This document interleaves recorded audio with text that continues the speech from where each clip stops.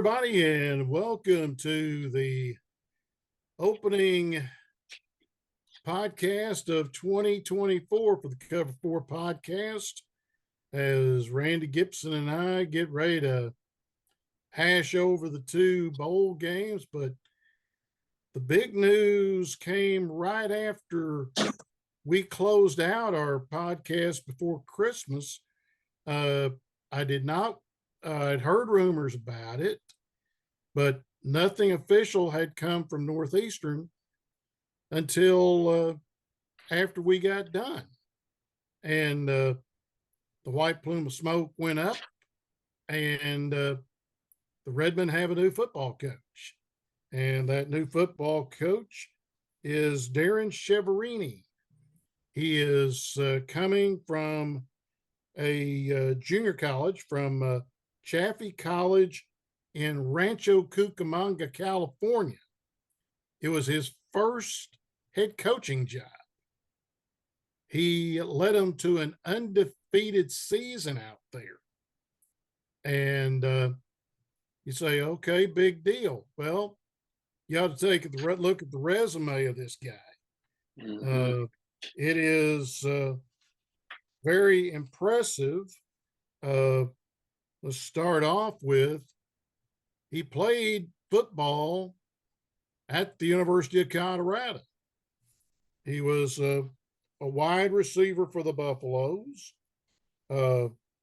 former NFL player as well. He was out there for the Buffs back in 05. Let me find my list here of what he accomplished when he was playing. Prior to his coaching career, he was, like I say, he played for Colorado. They did play in the pros. He was a fifth-round draft pick of the Cleveland Browns as wide receiver. He was a member of 3 CU Bowl championship teams, the Cotton, the Holiday, and the Aloha Bowl.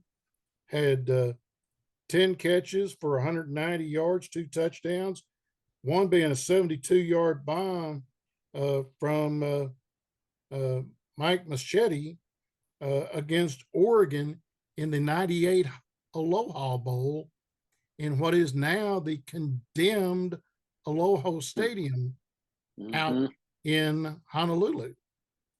So this guy, he played major college football. He started coaching, and he was the special teams coach in 2009 at UCLA. Then he was at Riverside City College. He was co-offensive coordinator and associate head coach and special teams coordinator. Then he got his first major college job, big job. The first ones had to be GA jobs, graduate assistants. He became special teams coordinator at Texas Tech in 2014.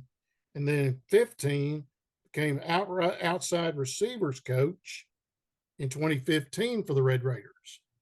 He is a part of the Cliff Kingsbury coaching tree.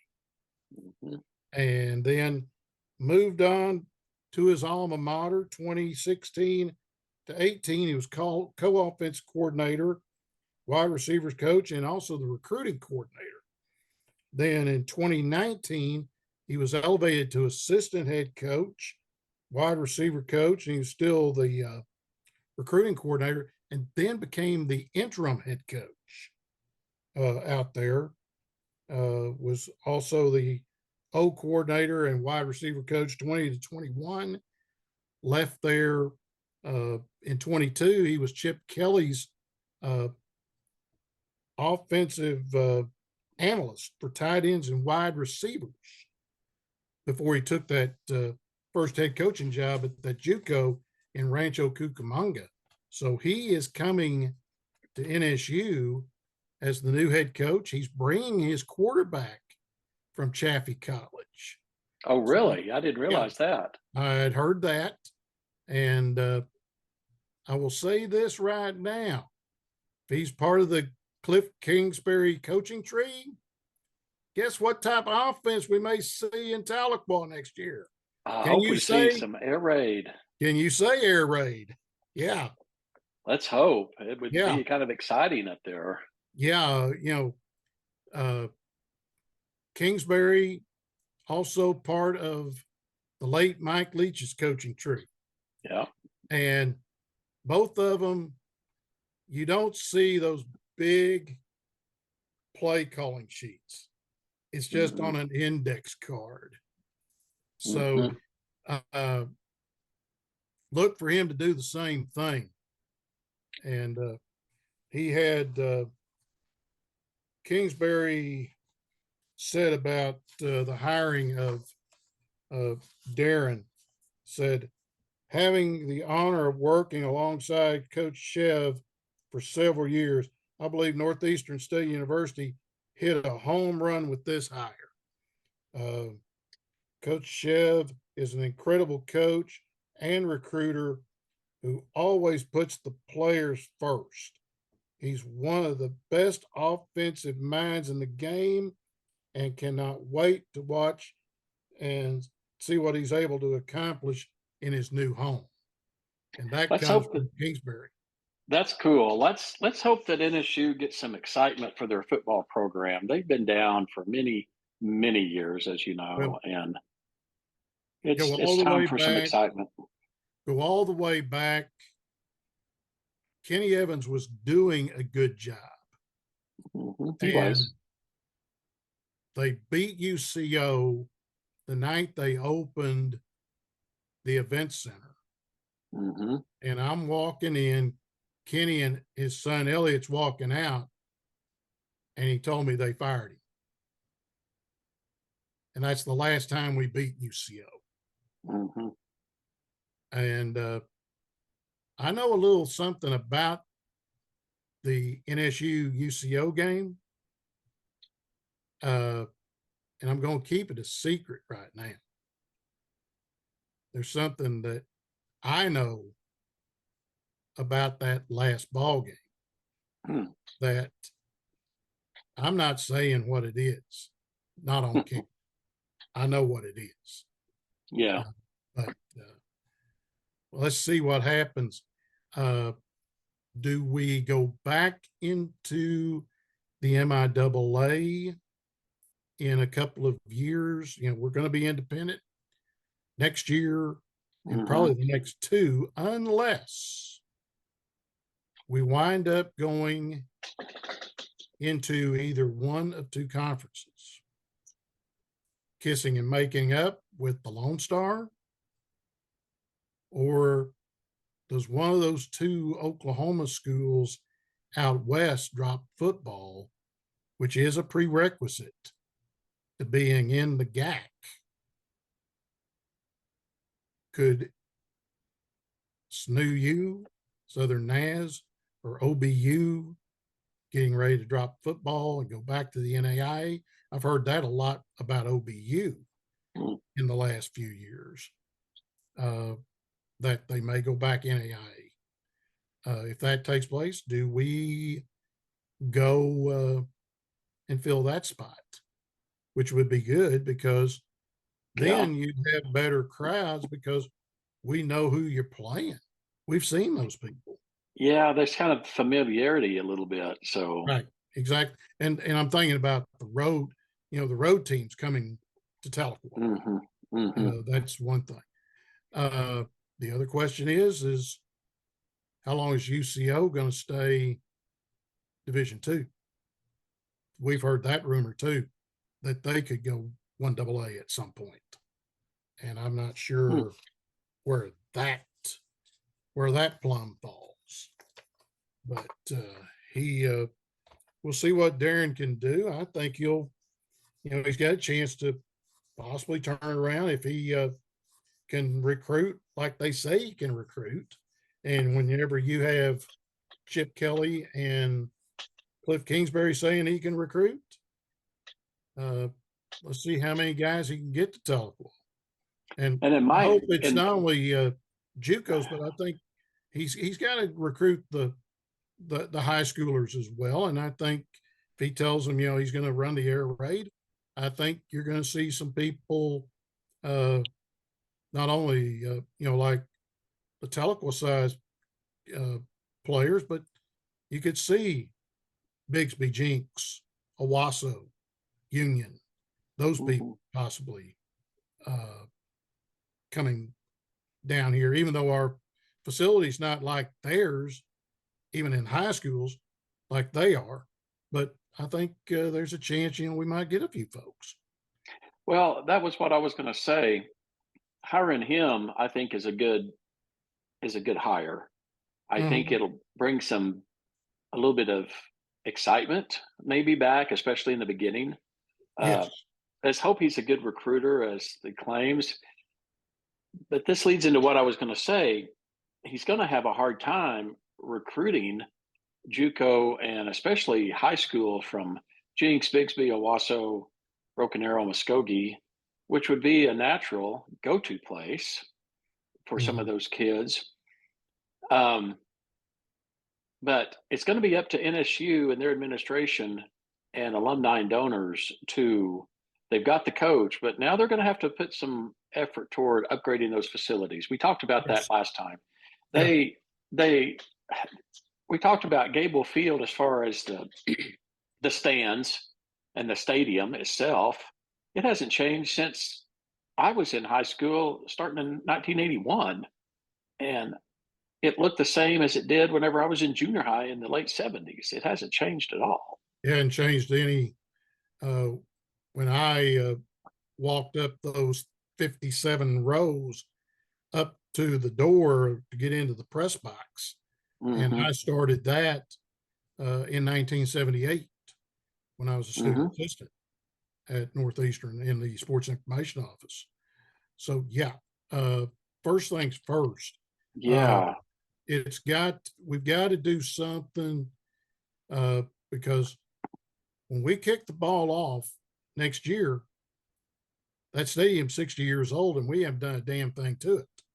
Hadn't done nothing to it. And, I mean, I've never really walked through the athletic facilities like I have in Norman, but just what little bit I've seen, they again go back to those high schools around the Tulsa area, Mhm. Owasso, Bigsby, Jinx, Broken Arrow, the ones I've seen in Norman High, Norman North, they're they're way above what NSU as a university has. Even the weight Yeah. room facilities and stuff. I mean, those weight rooms, and they've got the little blow up thing there in the parking lot. Uh, they just need to totally overhaul the whole design of everything, in my opinion. Well, JJ talked about this as far as the indoor facility is to build it inside the track. Mm-hmm.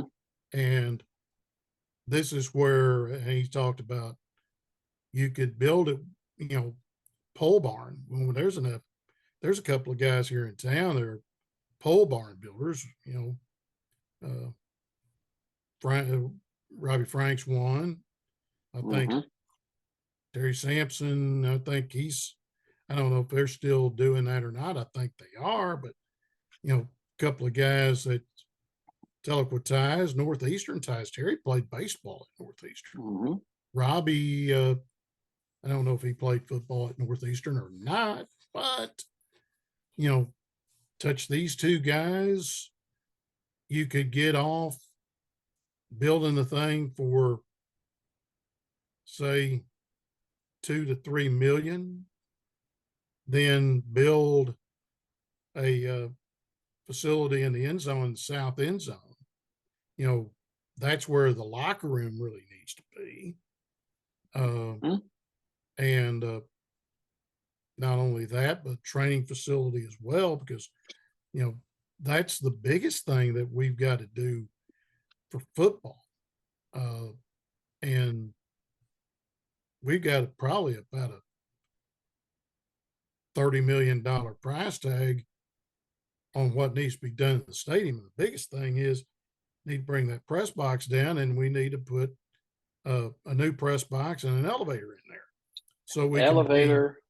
Uh, how in the world did they get by with ADA? Uh, That's my question. you That's know, good grief. I mean, I'm in good shape and it's hard walking up those ramps. And yeah, once the ramps are really the easy part. It's those stairs, yeah. It's and how can they get anybody up there? The the facility, and they've got a lot of room in that south end zone, like you just mentioned, mm-hmm. because they got that It's whole grassy area over there. yeah, There is no reason they couldn't attach a really nice training facility, weight room and stuff, and be attached like some of these other schools are. right. You know. That's I haven't talked to John. I know he's got drawings. He told me that last time we talked. Hmm. Uh, there's a lot of things that's got to be done. I mean, the total package, uh, probably 50 to 60 total for everything. I mean, they got to do some stuff at the baseball field. I mean, padding is the one thing around the fences and Hmm. the netting, uh, the protective net. That's they got to have that done by next year, along with the pitch clock. That Yeah. comes into being in 25 for Division Two, Division Three, and I picked up the 24 rule book from the NCAA, and I looked for it, and I thought it was this year. No, Division One this year's everybody in D1's got to have it, but D2, D3, they've got to have the pitch clock and all those safety features in by next season. So that's something that is on the horizon for Hmm. Redmond baseball.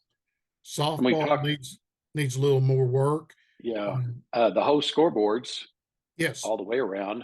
all the way Football, around. baseball, softball, they all need it. Uh, Softball probably is the best right now because Clay Davis, before he left, John asked him about it, and he was happy with what he had. I mean, all it had was runs, hits, errors, innings, what inning you're in, ball strikes and outs.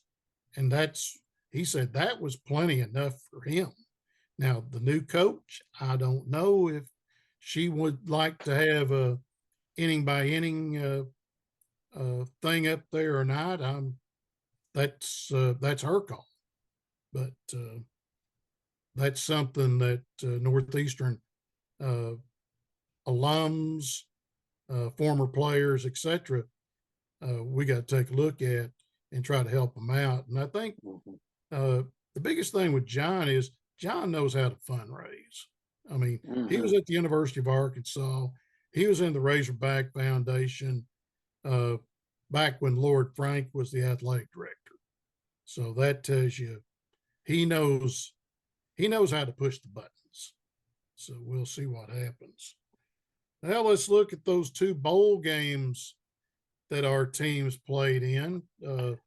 Oh man, I got to say OSU, this: yeah, those two games, along with the Arizona Bowl, which probably nobody but me watched, in truth, were mm-hmm, the three best bowl games of the entire bowl season. yeah, yeah. They, OU had a chance and then Hmm. self-destructed in the fourth. Let Sure Arizona did. score 17 straight. Got beat 38-24, but they Hmm. shot themselves in the foot. 6 turnovers. That's Six like going turnovers, back. That's like going back to the olden days, back whenever you were marching for the Pride when they were and in the before, wishbone. yeah, yeah, it was terrible. You know, here was the thing, Jim. As far as the Sooners, 13 people opted out, which we'll talk about in a minute with Mm-hmm. all of it. 13 players opted out of that game. Freshman quarterback hadn't ever started a game before. Um, Something like one offensive lineman from the season was there. There were four newbies and one veteran on that offensive line. So Mhm. new center, new quarterback, new offensive line. Uh, What do you expect? You Yeah. know, Yeah. and we'll talk more about that. But even at all that, everybody from Norman, for the most part, they were saying start of the Jackson Arnold era. It almost felt like you were watching a full scrimmage of the spring game against another team. Hmm. Is what it felt like in a way, kind of getting a glimpse of what next season is going to bring with a bunch of the kids. Uh, it even for me as a Sooner fan, we had it on, but it wasn't stand up, cheer, and exciting. Hmm. Even when we were ahead, but they totally. You're right. They were going in for what could have been. I mean, they really had Arizona on their heels late in the third. Hmm. And that interception, well, it wasn't an it was ruled an interception first, and it was changed to a fumble, which was the correct call, to Farouk, who was one of our most sure-handed wide receivers all season. And he took that step, ball popped out of his arm, kid ran it back all the way. Offense comes back on the field. Next play, throws an interception. That was the downward spiral started with that fumble, and it didn't stop. Yeah.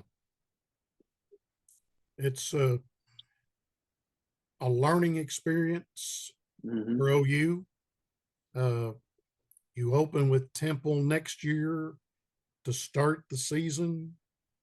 You get 3 non-conferences before you get into the meat and potatoes of the schedule, and you have to open the SEC with Big Orange and Josh Tennessee, Heupel. Josh Heupel coming to Norman. And and the scary part is his quarterback opted out. He throws in a freshman. True, they're playing Iowa. Sorry, Griff, if you're Yeah, watching up in Iowa.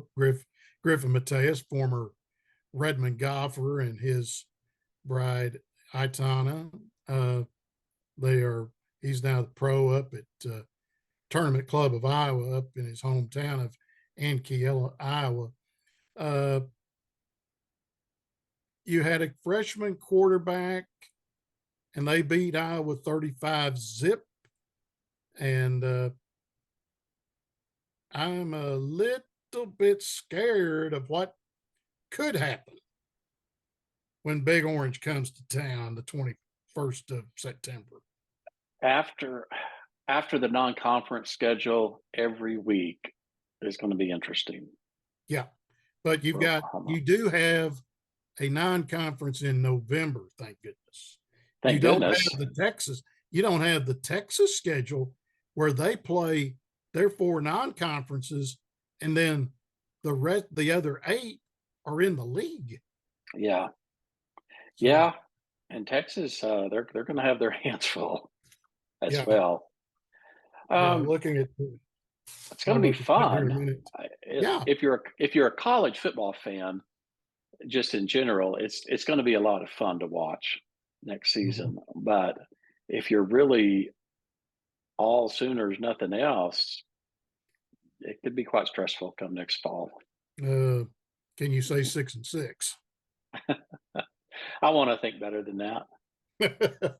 We'll see. So take a look at the schedule. I mean, my gosh, I mean, you go Temple, Houston, Tulane, then Big Orange, and then you go to the Plains, face Auburn. Then for you in Texas, thank God, open week uh, before you face each other in the Cotton Bowl. Hmm. Then you get South Carolina, which I think will be a win. I do too. Uh, then you got to go to Oxford and go down there and experience the world's greatest tailgate. at the Grove. Then you get Maine. That's your non-conference. The last one on the 2nd of November. Then you get Mizzou at Mizzou. That can be a win, in my estimation. Could be, maybe. Because like I've said, every year you think Mizzou's going to be great, they fall flat on their face and wind up 5-7, 4-8. AD makes the mistake and gives Drinkwitz an extension to 28. They might be paying him out about like Jimbo. So then you finish with Nick Alabama at home, and then you go for a Louisiana Saturday night to end it up. Yeah. That's the scary thing that I'm worried about is, okay, true, they haven't set the times on these ball games, especially that last one in Baton Rouge. Oh, geez. But that thing. You could be, that's you get the 2-week window at least. You're there with the open week, and you find out, unless they call the dreaded 6-day advance. Yeah. But 2 of the Final Four are on Oklahoma's schedule next year. Right. And then you look at Tennessee, Ole Miss, Missouri, and LSU, all bowl teams. Yeah, all bowl teams. Yeah, that is six bowl teams. Well, just in the conference, 6 bowl games, with 2 of them in the Final Four from the previous year.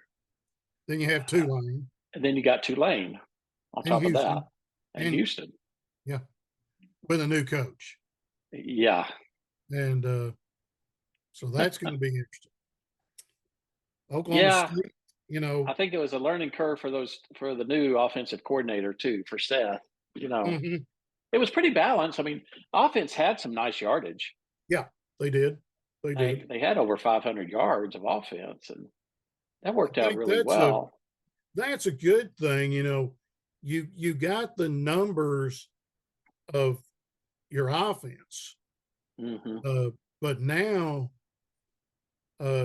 defense is going to have to step up. I have to really step up. They're going to, because you got to be jacked every week whenever you get in the SEC. If you're not, it's you're basically going to get run over. This is what I told somebody the other day. I said, it's like having OU Texas week every week. Every single week is what it's going to be like. Now, I don't know if you heard this. Oklahoma got some more good news on the defensive front today. Woody Washington is returning. Yes. So that's going to help tremendously. So they will have Washington, Bowman, Stutzman. That will help. All back. Plus, they're getting the freshman David Stone, who we'll see. He's playing I guess he played in the Gatorade game today, or one of the high school senior games. One of the high school senior games, yeah. I don't know if it was Gatorade or Under Armour, one of the two. I can't remember which. Right. But still, he's a freshman. Right. The Jamel Holloways and Brian Bosworths are few and far between, and we'll hope he is one, but we'll see. Yep. OSU, they wound up winning the Texas Bowl down at NRG in Houston, beating A&M 31-23. Rashad Owens was the MVP, 10 catches, 164 yards. Ollie Gordon with 27 carries, 118 yards. And then the big question is going to be Alex Bowman. Will he get that waiver from the NCAA? If he does, look for him to be back. If not, will be interesting to see who the new quarterback will be. Because it's sure not going to be Gunnar Gundy, because he's in the portal.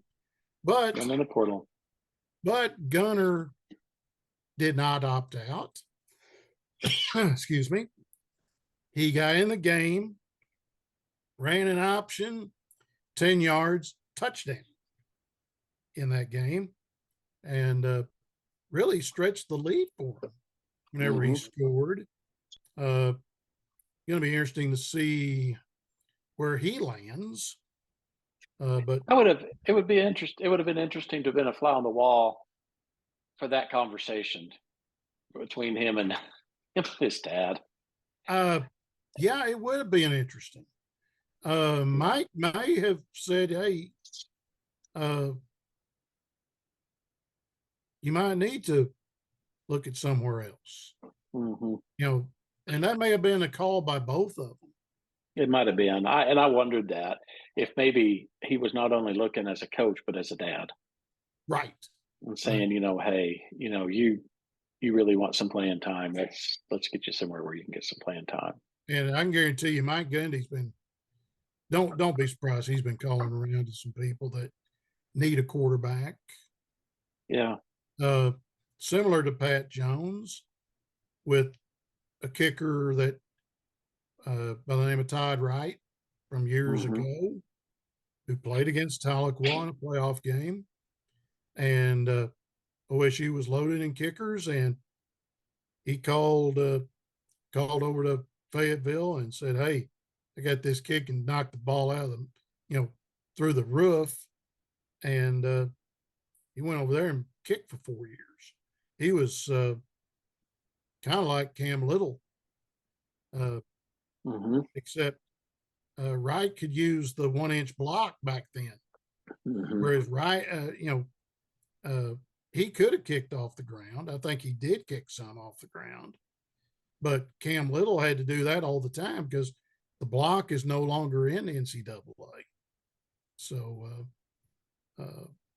be kind of similar, with Mike calling some of his coaching buddies and saying, "Hey, do you need a quarterback? I got somebody for you."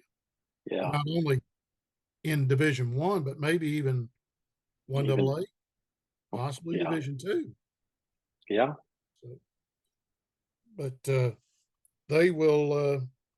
Here's a stat for you. They got the 10-win season, but Mike Gundy picked up his 12th bowl win in 18 trips to a bowl game. He's now tied for 6th all time with Urban Meyer, Lou Holtz, and Tom Osborne. Well, he's in some pretty good company. That's a pretty That's some prestigious tall club. cotton right there. Yeah, that's a prestigious club to be in. So kudos to Mike on Yes. that. And with the new Big 12, I Yes. I think they're going to have a lot more say in conference championships and Mm-hmm. who's playing than they had before Yes. traditionally. But you take a look who's coming in. Those four Ooh, coming from the Pac-12, and one of them being Coach Arizona. Prime. Yeah. Oh, that's Coach worth the Prime. price of admission. Coach Prime is going to be huge. Arizona, I mean, they had their team pretty well intact for the bowl game, Mm-hmm. for the Alamo Bowl, and they're nothing to sneeze at. They're going to be pretty good in the Big 12, I think. I think there's going to be a lot of people that are going to be pretty good. Utah's going to be good. Utah's going to be good, especially with Cam Rising. That's another one. He's coming back. That kid is a great quarterback, fun to watch. I If I lived out in Oklahoma or in the Big 12 country, I would make a trip down to Dallas, Fort Worth, or Stillwater, or somewhere to go see Utah play some of those teams if they're there Mm-hmm. because they're a fun team to watch. Yes. Looking at Colorado's schedule, uh, they got North Dakota State to start. They got to go to Nebraska. That's going to Game be two. interesting. Old That'll Big be a Eight, very interesting ball game. old Big Eight rivalry there. Then the in-state against Colorado State, Mm-hmm. and that's at Fort Collins, unless they move it to Mile High and play in Denver. One of the two. Then They opened the conference at Tucson. Very interesting. So the Big Then 12 get Utah at home. did they release? Did the Big 12 release their schedule then? Yeah. Oh, yeah. I didn't see Um, that. Utah, they haven't put dates yet, Okay. but they got Utah, they got Baylor at home. Uh, Oklahoma State is a home date for Colorado, along with K State and Cincinnati. They go to what will be a remodeled Memorial Stadium in Lawrence. They're tearing that whole thing down Really? and restarting from scratch. Wow. I mean, I've seen it on Facebook. I mean, they are ripping that thing to shreds. Wow. They got drone footage of them tearing it down. I mean, it's going to be new stands, new press box, everything at Probably KU. needed. Oh yeah, and it's sorely needed. Then Colorado's got to go to Lubbock and to UCF.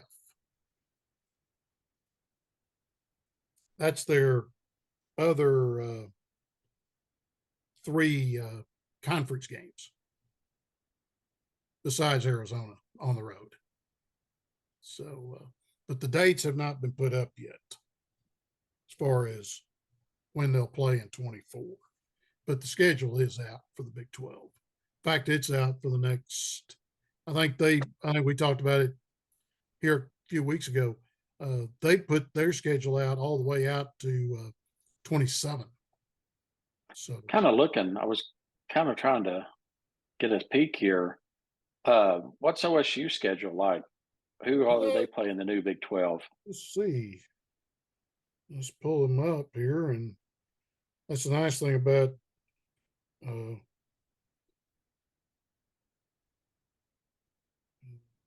let's see, future schedules for Oklahoma State. Well, let me put. You got to put Oklahoma State and not OSU in here because it'll come up with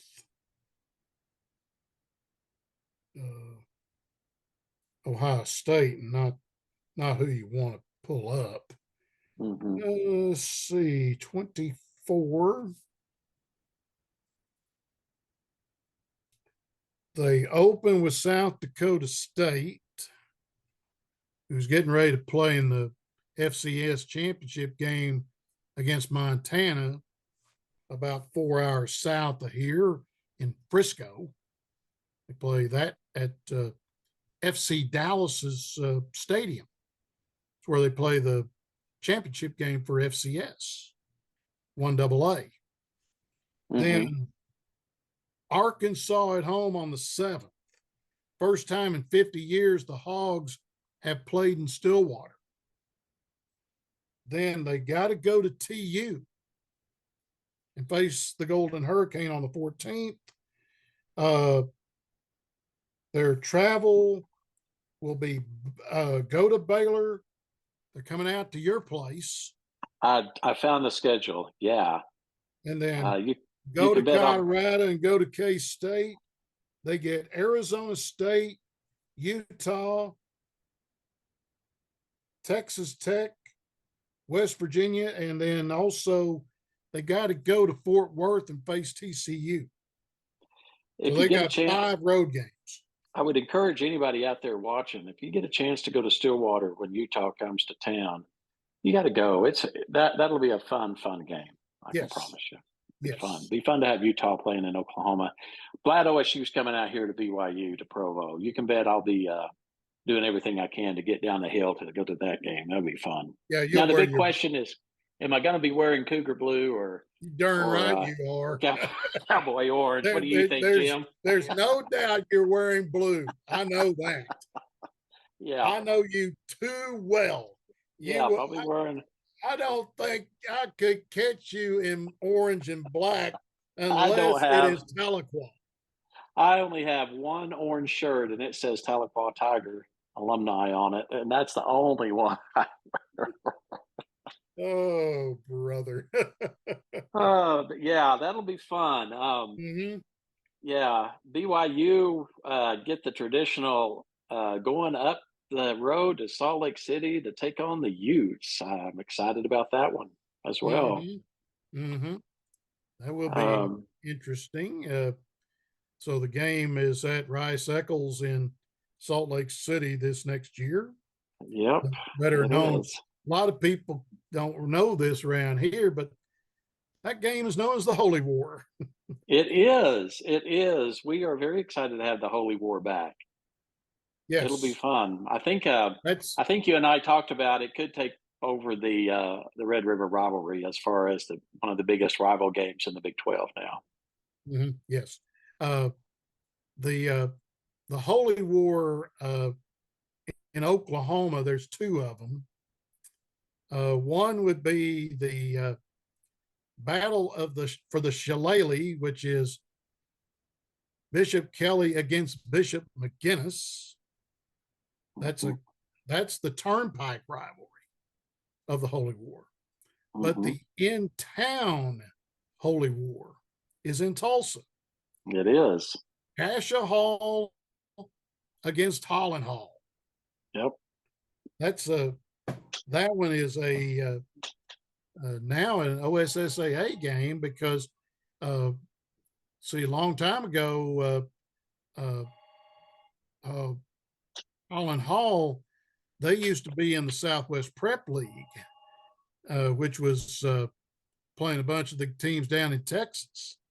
So they are now a member of the OSSAA, and they're like 3A, I think, next year. I'm not sure. I had to look, see where they're at as far as their classification coming up with a new classification coming up for the 24 season.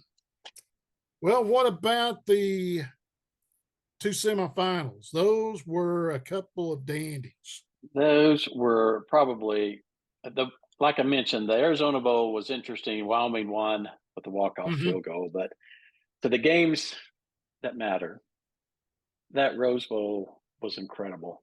They It both were was. really good, but that Rose Bowl especially was so fun to watch when you didn't have a dog in the fight. Mm-hmm. It was just if you're just a fan of college football, that game was so fun to just sit and enjoy. Think about Chris Fowler and Kirk Herbstreit calling the ball game. I was watching on YouTube. Well, it wasn't YouTube; it was on Facebook. Uh, Chris had talked about that game and then watched the other game, the Washington Texas game. Mm-hmm. 8 straight hours of football. That Yeah, was just high class it football. was. It was total pure college football, old school, old style. Mm-hmm. Um, I was fun, Jim. You know what I did? Of course, I got Dish. I put it on 142, Mm-hmm. which was just kind of a sky view and behind the offense, and they just had crowd noise. All you Mm-hmm. could hear was what was going on in the stadium. Yeah. It was fun because it was almost like you were there in the stadium. There was no Mm-hmm. announcers, there was no commentary. It was just like you were sitting there in the stadium watching that game. Thoroughly enjoyed it. Yeah. And you being a former member of the Pride, I Yes. mean, I watched the Rose Parade that morning, Yep. uh, which for Michigan's band, I mean, they've been there 21 times Hmm. to the Rose Bowl parade because they Hmm. were the Big Ten representative. Right. But the 400 members of the $1 Million Band, and this was the first time the $1 Million Band had ever marched in the parade for 5.5 miles. You don't realize That's how far that parade is. It's Yeah, 5.5 miles down Colorado Boulevard. I can tell you as a drummer, marching that 3 mile Orange Bowl parade was rough. Yeah, I couldn't imagine going another 2.5 miles on top of that. yeah. Everybody, Yeah, everybody. And the Jinx band played in it. I saw You know, that. That the was Trojan fun. Pride Yeah. was invited, and they were one of the last bands to get to perform. And I don't know if you, at the game, I don't know if the regular uh, station, if the regular network where the showed this or not, but on 142, like you were in the stadium, you got to see the Michigan and the Alabama bands perform. Mhm. Yeah, It was a lot of fun for me because usually that's when they cut away to the other games and the commentary and the commercials and all that right. stuff. But on 142, they didn't do any of that. You got to see halftime. It Mhm. was great. It was great. It was so fun watching them. Yes. Uh, Texas and Washington, I think folks saw how good Penix is. Yeah. He's the real deal. And I Do think you think this was the biggest Heisman snub ever? That's what some people are saying. uh, I don't think it was as big as some because that kid from LSU, he proved a lot. But right here, this is the thing, and I touched on it. Is you had Penix and Bo Nix Yeah. fighting for that Western vote, and they split it up. If that Yeah. didn't happen, yeah, Penix wins it. That's kind of what happened between Jason White and Adrian Peterson, I think, too, way back in the Mm-hmm. day. Mm-hmm. Because White had come off the win the year before, and Peterson was a freshman, got runner up Mm-hmm. to Reggie Bush. Yeah, right. Um, So yeah, that it could be a big snub, but in my mind, it's just a case that where you had probably two of the best quarterbacks just happen to be in the same region. yeah, yeah, So, I think there's a lot to that. mhm. um, who do you take in the final Monday night? Oh man, I've got to, I've got to go with Washington because I really don't think Michigan can stop this high-powered offense. I don't know if they can or not. I think it'll be a good game, I do too, and but it's I the think good it's thing is that it will be on turf at yeah, NRG. They've gotten rid of the grass, tried to do the grass thing and it didn't work. They put turf in a couple of years ago. The other thing is the weather will not be a factor because the roof will be on at NRG. So good. that's the good part. Uh, Yeah, the Washington is a 4-point dog. really. I hadn't seen the line. And yeah, the Hmm. line right now is, as I get to using Oaklawn's the championship game, Washington plus 4.5 and 55.5 is the total. So yeah, I'm gonna take Dubs, the dog, the Husky. I'm gonna take them against Michigan. Uh, I know David Portnoy, El Presidente, the head of Barstool Sports, he had 1 million on Michigan against Alabama and won it. Wow. And then put another half on Washington and won that. Wow. So, and I know that Mattress Mac lost $1 million on Texas, Ouch. which Speaking of speaking of losing money, have you heard about the ticket prices dropping dramatically with Texas and Alabama out of it? I would imagine that it did. They've dropped over You probably 50%. They're down to they were when Texas and Alabama were still in the mix, they were up around $3,500 average. Now they're down to about 1,500.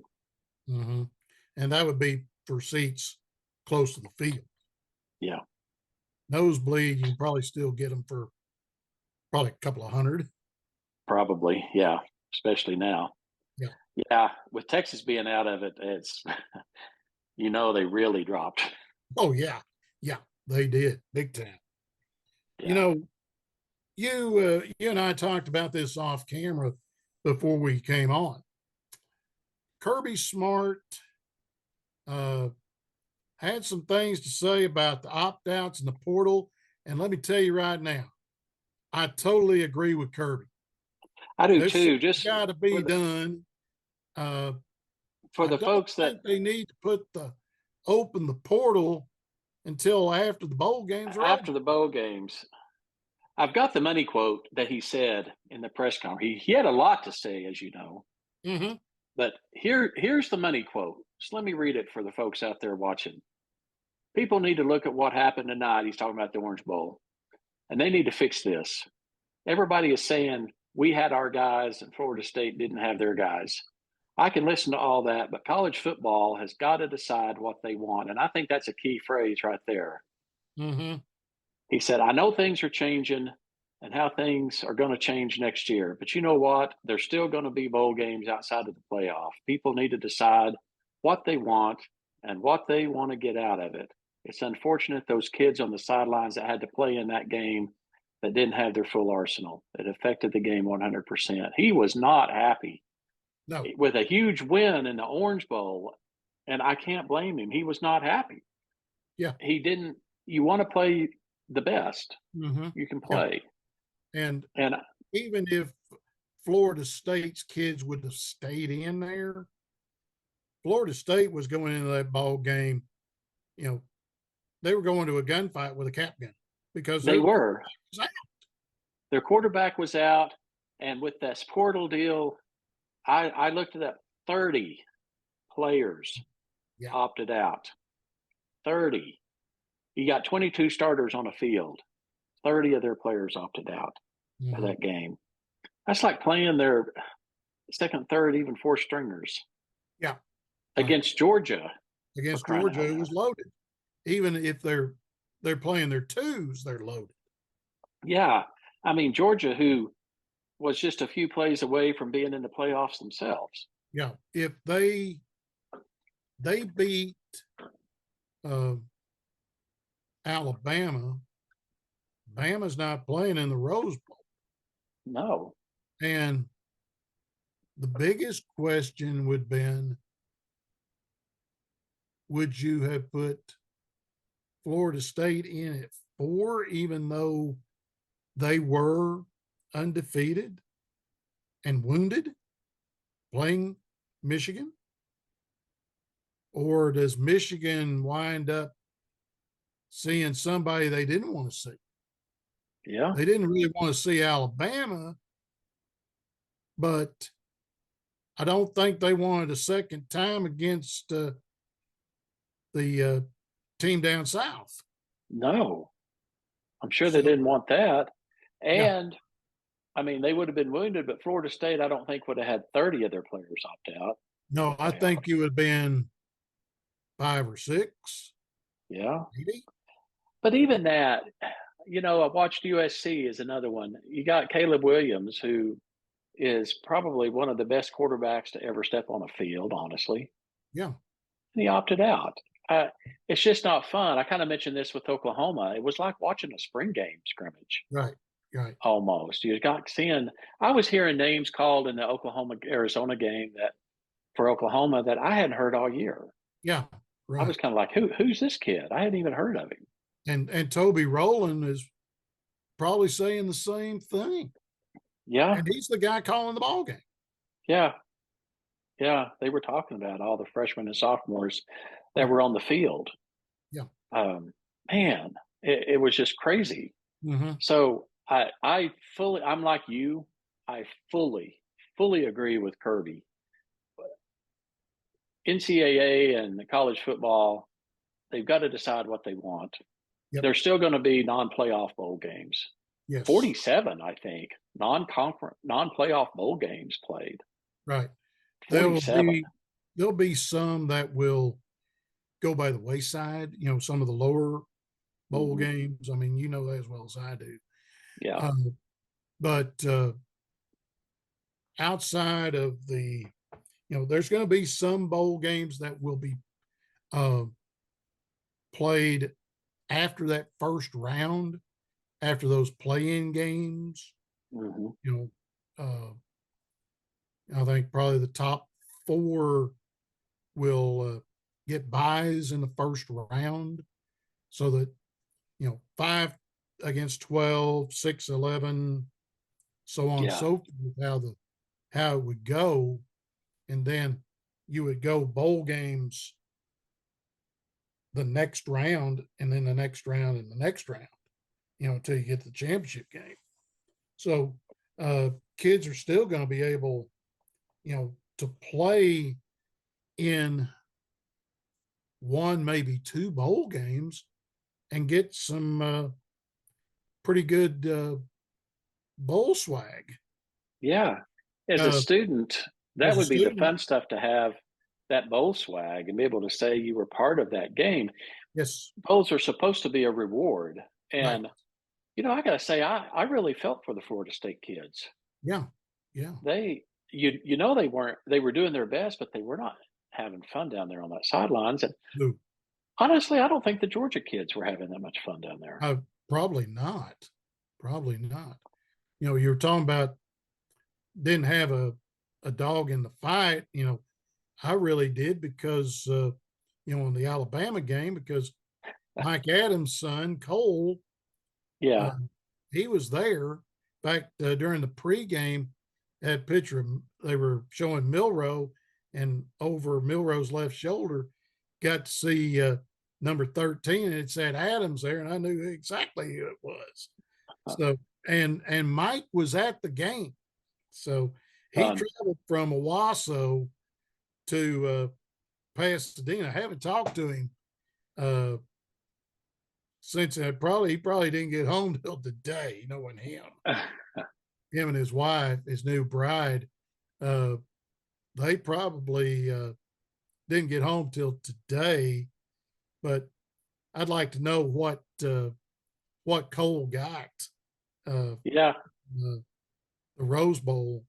Uh, I know the I'm Cotton Bowl, uh, they gave the players some of those round JBL speakers, because one of the players from Ohio State showed what they were getting. So that was one thing they got. You know, I I've seen what Oklahoma's gotten in the past when they've gone to those playoff games, and they get some nice swag, a really nice Yes. swag. Yep. And it's not just the players. I mean, I've seen some of the stuff the band kids got. Mm-hmm. It wasn't too shabby itself. You wish you were still in the band. I wish I was still in the band because I can tell you in the '80s at the Orange Bowl, we got a little sticker for our jackets to put on our band jackets, and that was Mm-hmm. about it. You know, Um, speaking about band, had to work Arkansas and North Carolina, Wilmington basketball Saturday. Uh, and you can see it on my Facebook. I saw Uh, that. uh, they had members of the alumni band at Arkansas filling in, because see, the students are out of school right now, Oh, fun!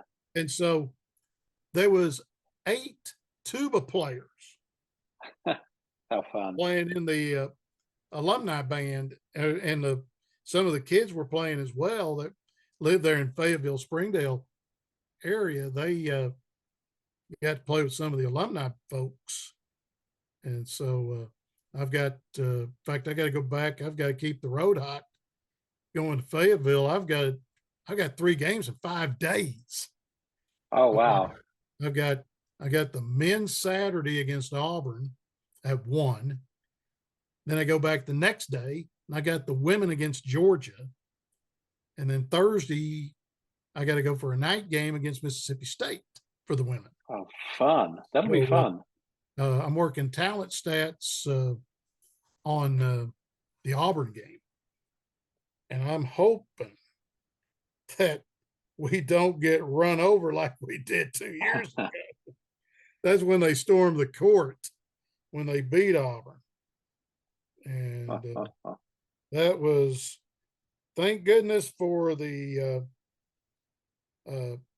Arkansas campus police, along with the Washington County Sheriff's Department. They were behind us.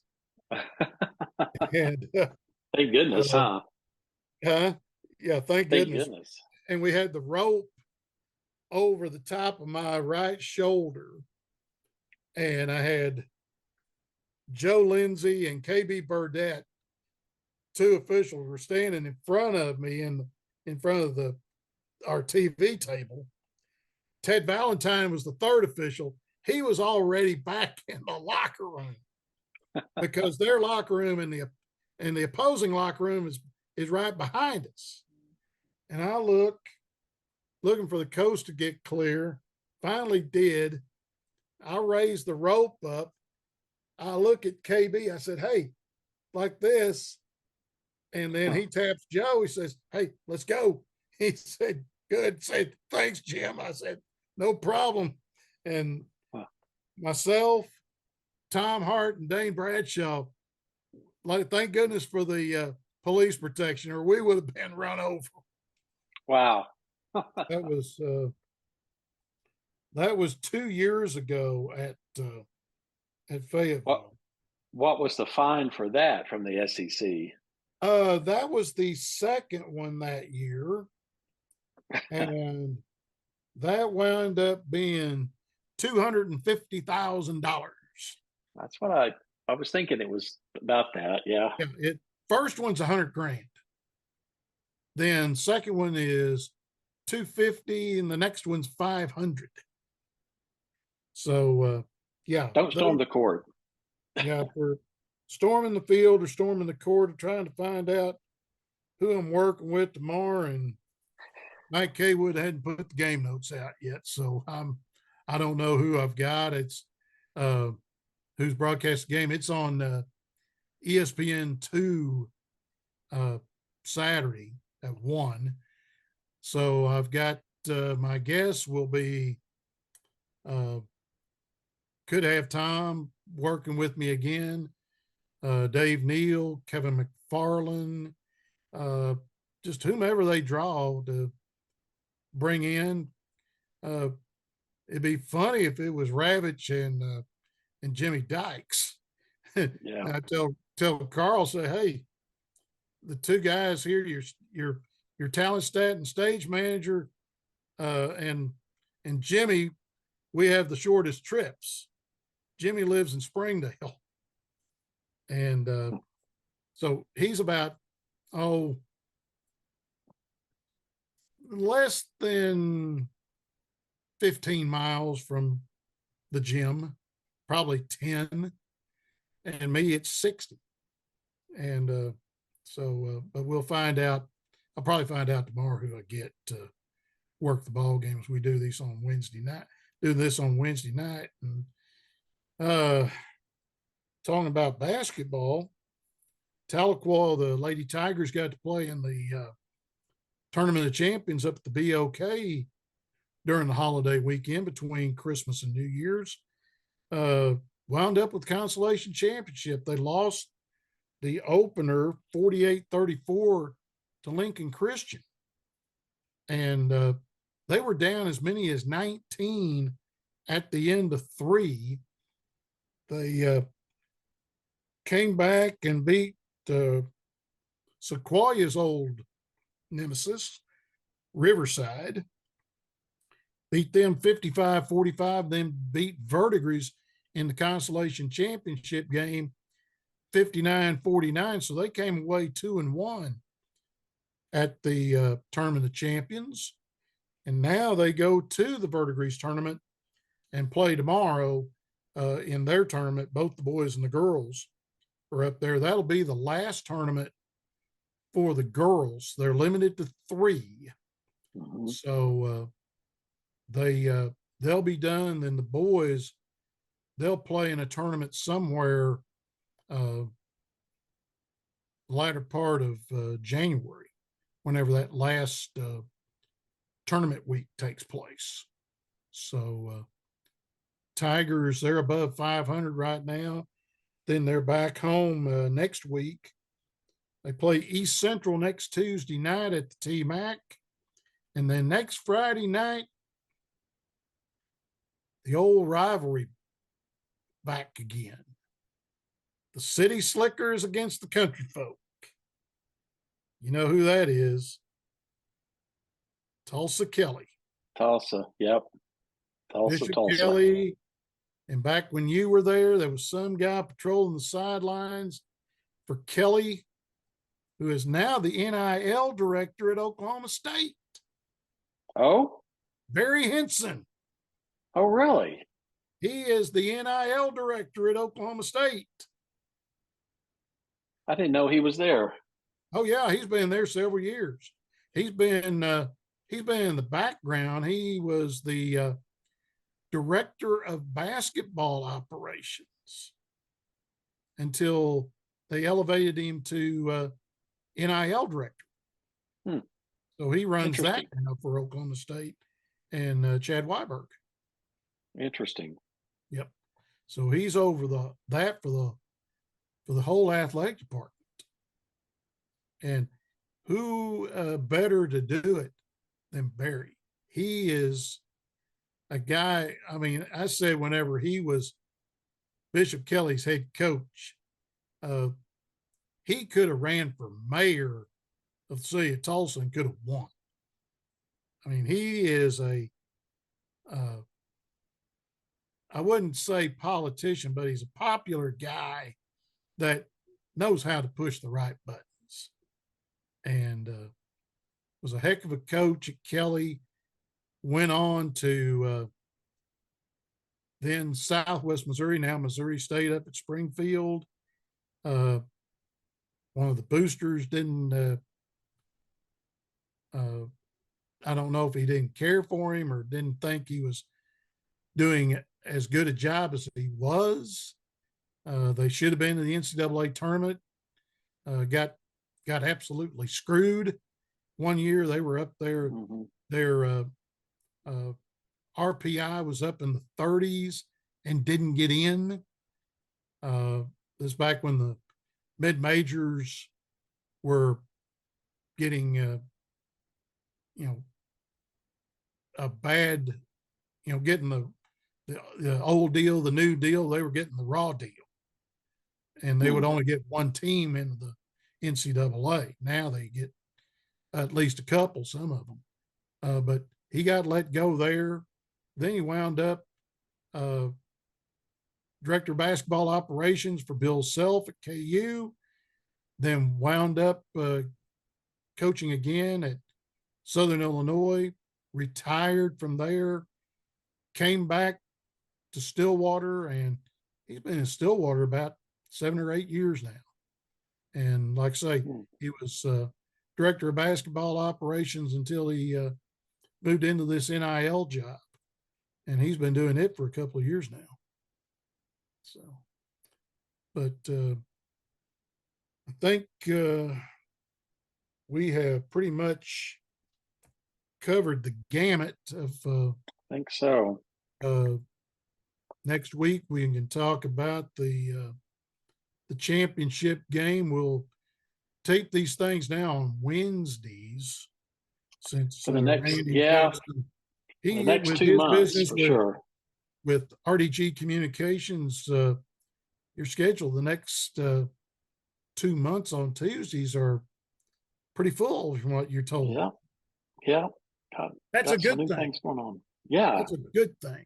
It's a good thing to be busy. Yeah. And for you people out there that's got businesses, need some promotion, give Randy a buzz. I don't care. He's living in Provo. He's still got ties to Tahlequah.